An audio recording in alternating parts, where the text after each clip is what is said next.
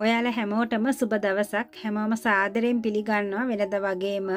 අද මම අරගෙන ආවේ උන්නට සෙමට සෙම් ගෙඩි වලට ඇඟපතේ අමාරුවට ගොඩක්ම ප්‍රයෝජනවත් වෙන ගුණදායි පානයක්.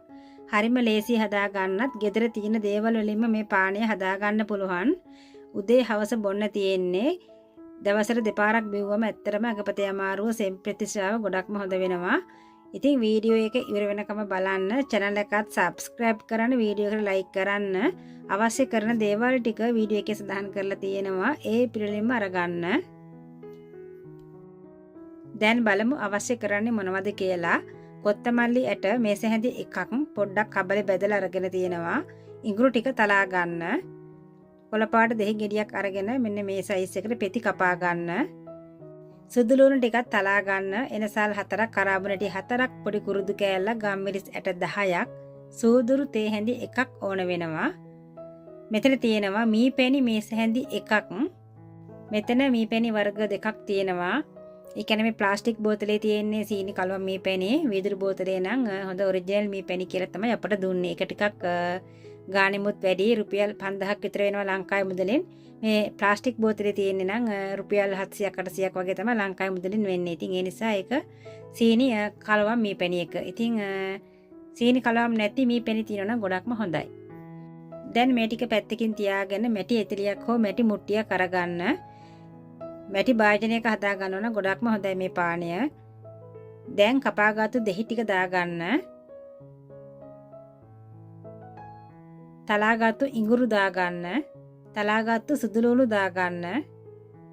කුරුදු කෑල්ලක් දාගන්න. එනසල් ඇට 4ක් දාගන්න. කරාබු නැටි 4ක් දාගන්න. ගම්මිරිස් ඇට 10ක් 12ක් පමණ මෙතන අරගෙන තියෙනවා. ඒ ටික දැම්මම දාගන්න එපා. ඒ ටික පැත්තකින් තියාගන්න. දැන් දාගන්න බෙදගත්තු කොත්තමල්ලි මේස හැඳි එකක් සහ සූදුරු තේ හැඳි එකක්. කොත්තමල්ලි ටික විතරක් බෙද ගන්න. සූදුරු බෙද ගන්න අවශ්‍ය වෙන්නේ නැහැ. දැන් මේකට වතුර අඩු කෝප්ප දෙකක් දාගන්න. වතුර අඩු කෝප්ප දෙකක් දාගෙන එක කෝප්පයකට හිඳලා අරගන්න ඕන.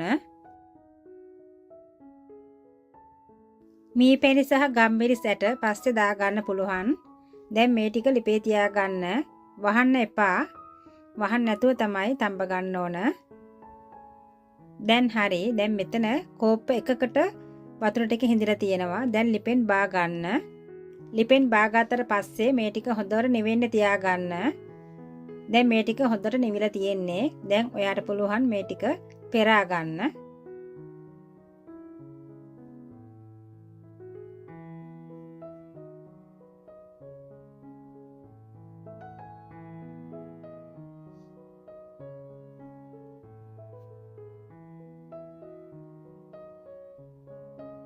දැන් හරි. දැන් අපි බලමු මේ ටිකේ කෝප්ප එකකට අවශ්‍ය ප්‍රමාණය තියෙනවද කියලා.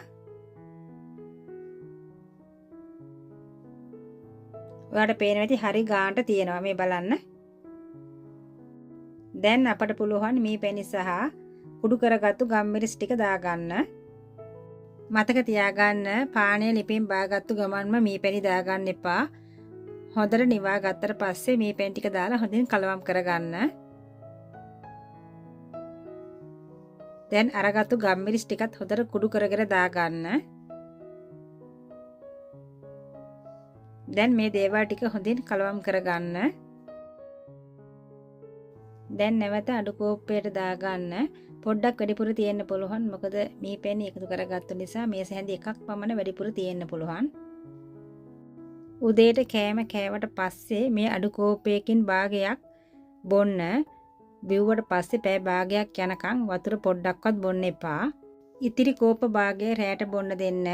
බිව්වට පස්සේ වතුර පොඩ්ඩක්වත් බොන්න එපා. ඉතින් මම මේ පානය හදාගත්තේ මගේ අවුරුදු 12 දුවට. එයාට ගොඩක්ම ප්‍රතිඵල තිබුණා මේ පානය බීලා. එක දවසෙන් උග්‍රේ අමාරුව හොඳ වුණා.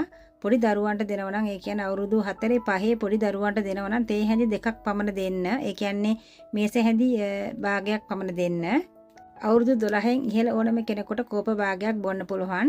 ඉතින් ඔයාට මගේ වීඩියෝ එක හොඳයි නම් යහළුවන්ටත් බලන්න ෂෙයා කරන්න. ඔයා මගේ channel එකට අලුත් කෙනෙක් නම් මගේ channel එකත් subscribe කරන්න, වීඩියෝ එකට like කරන්න. නැවත රසවත් වටිනා වීඩියෝ එකකින් හමු වෙමු. ඔයාලා හැමෝටම බොහොම ස්තුතියි.